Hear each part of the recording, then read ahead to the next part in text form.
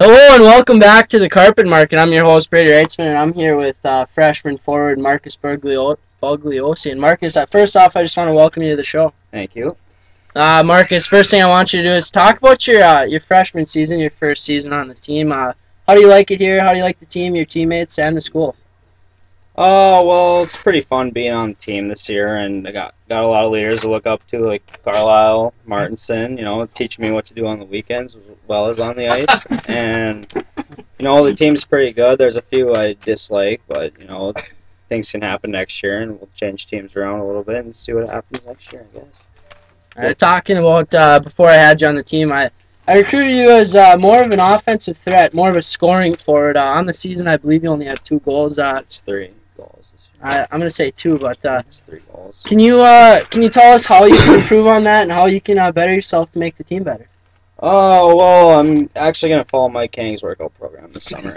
I got the copies in and the emails, and I paid the $500, and he's going to train me this summer. And, hopefully next year I can be a little faster, be a little stronger, and score a few more goals for you. So that's good. While we're on the topic, let's talk about Kang. Where was he tonight? And Houdini's back, I guess. Yeah, Houdini's right. I seriously haven't seen him in 2 weeks, and I don't know if he's still alive or I haven't got a message or anything from him. And this week, I guess he did text you and say he wasn't going to show up because he had too much homework. But my question is, what does he do the other 24 hours a day when he's not here? So it's a mystery, and we're working on it. All right, Marcus. Next thing I'm going to do is have you talk about a player on the team, if you don't mind doing that. Player spotlight, the one and only Trevor George himself. Well, first off, the last few weeks, every rumor about Trevor George is true.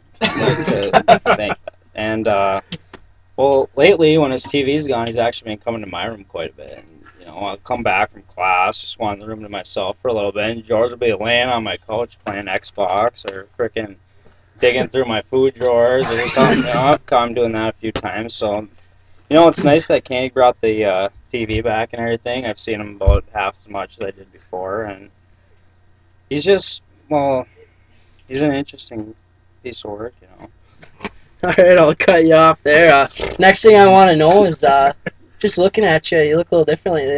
What's up with the haircut? What were you thinking? You didn't get in a fight with a lawnmower or anything recently?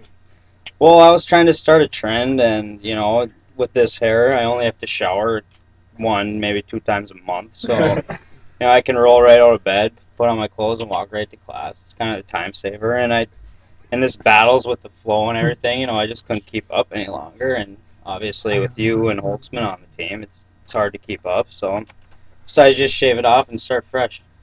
All right. Well, the next thing I'm going to do is I'm going to have you announce to everyone the Hoser of the Week this week. The Hoser of the Week for the second time in the second semester is Mike Koenig for not showing up. Hoser of the Week, Michael Koenig. I think we already explained why. If you have anything to add there. Well, his sister's house. Who really knows where that is anymore? The kid's out on the street somewhere, and just trying to get him back. All right, last thing we got a special shout out to Zach Robinson, who graduated his Army Air Force stuff. So congrats, Zach, for graduating. We'll see you here this weekend. I want a big round of applause for that. We're glad to have him back. All right, so I think it's time for some questions. You guys got any questions for Marcus? Just go ahead and start up there. Marcus, do you think hydrating for tonight's game was a big help? Oh, absolutely. I was on a team with only 2 guys on the bench, and we still beat my own team to add, which is disappointing and satisfying at the same time. And just hydrating before the game helped me to stay fresh out there and take longer shifts and pretty much win the game for our team. So helped out a little bit. All right. Can you explain where the saying "them things are nice" came from? Well, there's a buddy of mine up in Roseville up there, and he's lived there his whole life, hasn't left, never moved. His name is Trevor Hebel.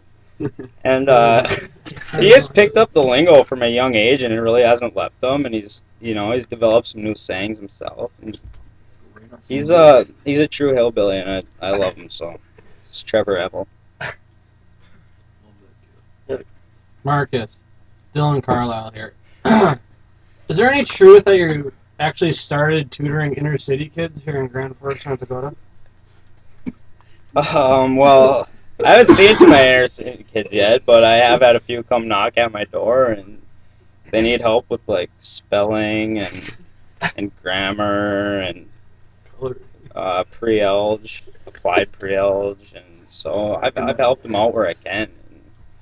And, just I feel bad for them sometimes. But I actually have a question to ask you myself. Looking at you, your eye's getting a little better now. If you look really close in the camera, kind of show everyone, kind of focusing on that eye. You got a little bit of a black eye. Can you explain how you got that?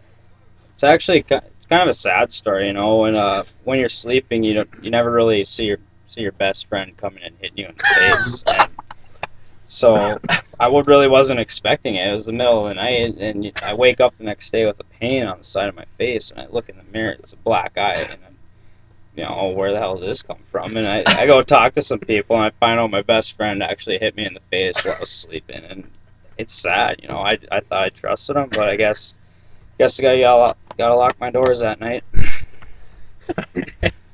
That's that one's not true for everyone out there.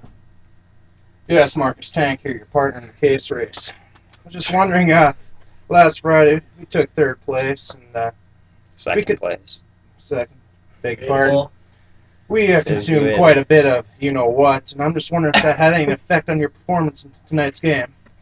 The 12 pops I put down on Friday, those definitely had an effect, and actually a positive effect. Because after I put down those 12 pops, I went right to sleep. It was only like 6. It was only 6 in the afternoon, and I got a good 5-hour nap and got some rest because I knew I had a game coming up on Tuesday. And I woke up and stayed up for an hour with my friends, and then I went back to sleep again for another solid 12 hours. So that did help me with tonight's game. Good to hear. Good to hear.